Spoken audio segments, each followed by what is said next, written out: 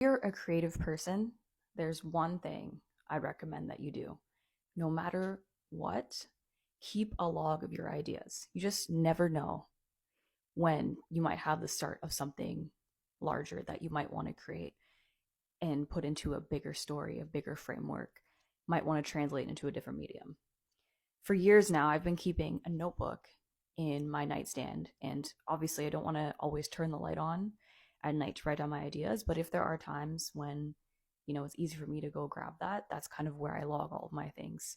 So it's mostly my journal, but there's also a section that I keep just to write down random ideas that come to me.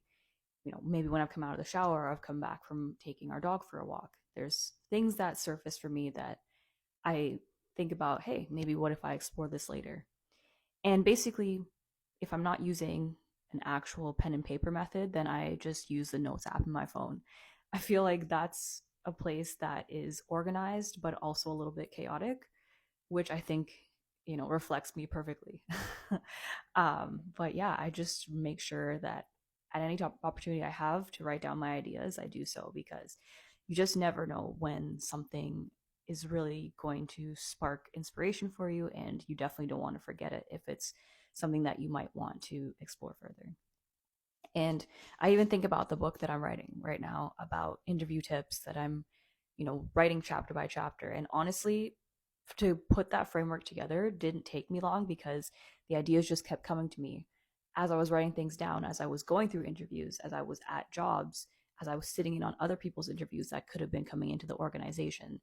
I just had so many things to reference, and I was just able to look back through all of my logs, both digital and analog, and just put everything together really, really nicely, really cohesively. And it's made my writing process a lot easier, albeit, it's not about speed, it's about quality. And I definitely want to get this first thing right. But once you have that framework, it's really easy to work back and then just kind of get into your process of writing.